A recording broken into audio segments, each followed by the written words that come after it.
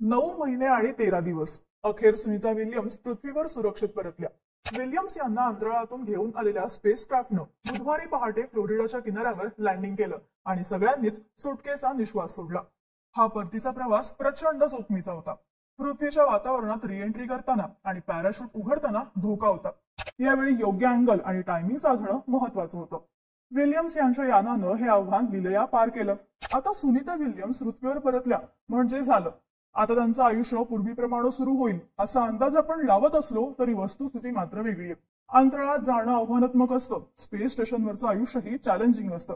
परतीचा प्रवास तर सगळ्यात जोखमीचा, पण पृथ्वीवर परतल्यानंतरही अंतराळवीरांसमोरचे चॅलेंजेस संपत नाही। परत आल्यानंतरचं सगळ्यात मोठं आव्हान असतं ते म्हणजे इथल्या वातावरणाशी जुळवून घेणं। तब्बल 9 महिने अंतराळात राहिलेल्या सुनीता विल्यम्स यांच्या समोर पृथ्वीवर आल्यानंतर काय आव्हानं असतील, त्यांची रिकव्हरी कशी होईल, या रिकव्हरीला किती वेळ लागेल, याशिवाय सुनीता विल्यम्स यांना अंतराळातही अनेक समस्यांना सामोरं जावं लागलं। त्या समस्या नेमक्या कोणत्या होत्या, त्यांचं स्पेस स्टेशनवरचं आयुष्य कसं होतं, या सगळ्याचीच माहिती या व्हिडिओच्या माध्यमातून आपण जाणून घेणार आहोत। सगळ्यात आधी आपण सुनीता विल्यम्स यांचं स्पेस स्टेशनवरचं आयुष्य नेमकं कसं असतं ते पाहूया। इंटरनॅशनल स्पेस स्टेशनवरचे अंतराळवीर सकाळी लवकर उठतात। ते इंटरनॅशनल स्पेस स्टेशनच्या मॉड्यूल मधल्या ज्या खोलीत झोपतात त्या खोलीचा आकार फोन बूथ सारखा असतो। तिला हार्मनी असं म्हणतात। या खोलीच्या कप्प्यांमध्ये लॅपटॉप असतो ज्यावरून अंतराळवीर त्यांच्या कुटुंबियांशी संपर्क साधू शकतात। खोलीत एक छोटा कोपरा फोटोज आणि पुस्तक ठेवण्यासाठी असतो। आता स्पेस स्टेशनवरचं बाथरूम कसं असतं, तर बाथरूम म्हणजे एक लहान बॉक्स सारखा डबा असतो। यामध्ये मशीन लावलेली असते। जनरली अंतराळवीरांना येणारा घाम आणि त्यांची लघवी ही रिसायकल केली जाते। त्याचा वापर पिण्याच्या पाण्यासाठी केला जातो। अंतराळात हवामान नसतं, ग्रॅव्हिटी शून्य असते। यामुळे अंतराळवीरांसमोर अनेक आव्हानं असतात। झिरो ग्रॅव्हिटीमुळे हाडांची घनता कमी होऊ लागते। यासाठी अंतराळवीर कामाच्या दरम्यान दररोज 2 तास व्यायाम करतात। आव्हानात्मक वातावरणाचा शरीरावर होणारा परिणाम मोजण्यासाठी अंतराळवीर कायम हृदय, मेंदू आणि ब्लड सर्क्युलेशनवर लक्ष ठेवणारे मॉनिटर वापरत असतात। अंतराळात पृथ्वीपेक्षा जास्त घाम येत असतो, पण ग्रॅव्हिटी नसल्यामुळं शरीरातून घाम काढून टाकणं सोपं नसतं। त्यामुळं अंतराळवीर कायम घामानं भिजलेले असतात। अंतराळात कपडे धुण्याचीही व्यवस्था नसते, त्यांच्याकडे फक्त पाणी असतं, ज्याद्वारे ते साबणासारखे बुडबुडे तयार करतात आणि कपडे धुतात। आता अंतराळवीर अन्न कसं खातात, तर त्यांचं अन्न एका पॉकेटमध्ये पॅक केलेलं असतं।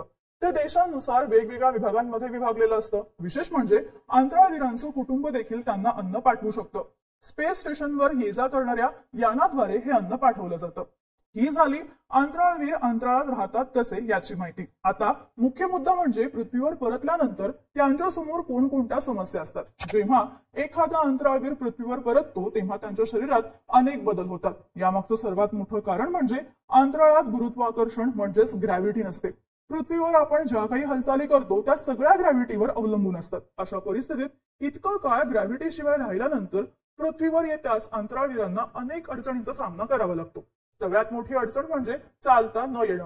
पृथ्वीवर चालणं, धावणं, उठणं किंवा बसणं या आपल्या नेहमीच्या क्रिया आहेत। या क्रियांमध्ये आपल्या शरीराच्या मसल्स ग्रॅव्हिटीच्या विरुद्ध काम करत असतात, पण अंतराळात ग्रॅव्हिटी नसते। त्यामुळं तिथे हे काम करण्यासाठी मसल्सची आवश्यकता भासत नाही। अशा स्थितीत दीर्घकाळ राहिल्यानं अंतराळवीरांच्या शरीराच्या मसल्स कमजोर होतात। याचा परिणाम त्यांच्या पाय, पाठ आणि मान यांच्या मसल्सवर होतो। यामुळं अंतराळवीरांना पृथ्वीवर परतल्यानंतर बराच काळ चालण्यात अडचण येते। पृथ्वीवर परतल्यानंतर अंतराळवीरांना येणारी आणखी एक अडचण म्हणजे एका जागी स्थिर उभं राहता न येणं। आता अंतराळवीरांसोबत असं का घडतं, तर आपले कान आणि डोक्यात एक वेस्टिब्युलर सिस्टीम असते जी आपल्या शरीराचं बॅलन्स राखण्यात मदत करते। मात्र अंतराळात ग्रॅव्हिटी नसल्यामुळं ही सिस्टीम योग्यपणे काम करत नाही। यामुळं जेव्हा अंतराळवीर पृथ्वीवर परततात तेव्हा त्यांना काही काळ उभं राहण्यात, शरीराचा बॅलन्स राखण्यात आणि हातापायांचं कोऑर्डिनेशन राखण्यात अडचणी येतात। स्पेसमधून परतल्यानंतर अनेक अंतराळवीरांना दिसण्याची समस्याही निर्माण झाल्याचं दिसून आलंय। अंतराळात बराच काळ राहिल्यामुळं काही अंतराळवीरांच्या दोन्ही डोळ्यांमध्ये त्रास सुरू झाला होता। आता अंतराळवीरांना ही समस्या का निर्माण होते, तर स्पेसमध्ये ग्रॅव्हिटी नसल्यामुळं शरीरातील लिक्विड फॉर्म मधील पदार्थ डोक्याच्या दिशेने सरकतात। यामुळं डोळ्यांमागे असलेल्या मसल्सवर दबाव वाढतो। याला space flight associated neuro ocular syndrome असं म्हणतात। पृथ्वीवर परतल्यानंतर जेव्हा अंतराळवीर आपल्या शरीराला येथील वातावरणानुसार ऍडजस्ट करतात तेव्हा त्याचा प्रभाव डोळ्यांवरही होतो. यामुळे अनेक अंतराळवीरांना पृथ्वीवर परतल्यानंतर डोळ्यांना चष्मा लावावा लागतो. अंतराळवीर पृथ्वीवर परतल्यानंतर त्यांना आणखी कोणत्या समस्यांना सामोरं जावं लागतं? तर अंतराळवीरांची इम्युन सिस्टीम कमजोर होते. स्पेस मधल्या हाय लेवल रेडिएशनमुळे कॅन्सर सारख्या आजारांचा धोकाही वाढतो. शिवाय डीएनए मध्ये चेंजेस येणं आणि मानसिक ताण येणं यांसारख्या अडचणींचाही सामना करावा लागतो. सुनीता विल्यम्स या तब्बल 9 महिने अंतराळात राहिल्यात. एवढा काळ तिथे राहिल्यामुळे त्यांना या सगळ्या अडचणी येतील हे निश्चित आहे. आता अंतराळातून परत आल्यानंतर सुनीता विल्यम्स यांची उंचीही काहीशी वाढलेली असेल. अंतराळात ग्रॅव्हिटी नसल्यामुळं पाठीच्या कणावर दाब पडत नाही, ज्यामुळं तो हळूहळू एक्सपांड होत जातो. त्यामुळं अंतराळवीरांची उंची वाढते. काही केसेसमध्ये अंतराळवीरांची उंची 2 इंचांनी वाढलेली आहे, पण हा परिणाम तात्पुरता असतो. पृथ्वीवर परत आल्यानंतर ग्रॅव्हिटीमुळे काही आठवड्यातच पाठीचा कणा सामान्य होतो आणि उंची सुद्धा सामान्य होते. आता सुनीता विल्यम्स यांना सगळ्या अडचणीतून बरं होण्यास किती वेळ लागेल? तर पृथ्वीवर परतल्यानंतर अंतराळवीरांसाठी नॉर्मल लाईफस्टाईल मध्ये परतणं हे सगळ्यात मोठं आव्हान असतं. तज्ञांनुसार अंतराळवीराला नॉर्मल होण्यासाठी साधारणपणे 45 दिवस ते काही महिन्यांचा कालावधी लागतो. कधी कधी हा कालावधी 1 वर्ष एवढाही असतो. अंतराळवीर स्पेसमध्ये किती काळ होता यावर हे अवलंबून असतं. रिकव्हरीसाठी अंतराळवीरांना डॉक्टरांच्या मदतीनं रिकव्हरी ट्रेनिंग द्यावी लागते. तसंच शरीराचे मसल्स आणि हाडं ठीक होण्यासाठी अनेक महिने व्यायामही करावा लागतो. याशिवाय शरीराची ताकद वाढवण्यासाठी फिजिकल थेरपी पण घ्यावी लागते. काही केसेसमध्ये डोळ्यांची समस्या दूर करण्यासाठी उपचार घ्यावे लागतात. तज्ञांच्या मते सुनीता विल्यम्स 9 महिन्यानंतर अंतराळातून परतल्यात.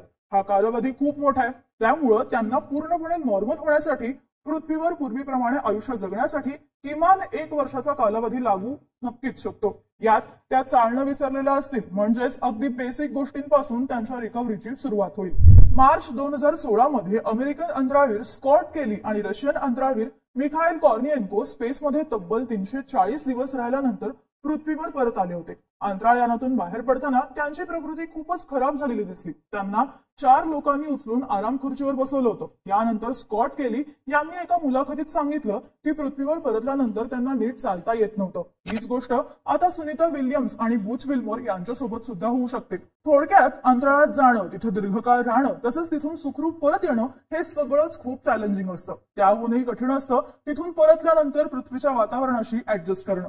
सुनीता विल्यम्स तब्बल 9 महिने अंतराळात राहिल्यानंतर पृथ्वीवर परतल्यात. त्यामुळं त्यांना इथे आल्यावर या सगळ्या अडचणींचा सामना करावा लागेल. आता ते याला तोंड कसं देतील, यातून रिकव्हर व्हायला त्यांना किती वेळ लागतो हे पाहणंही महत्वाचं असेल. ही माहिती तुम्हाला कशी वाटली ते कमेंट करून नक्की सांगा.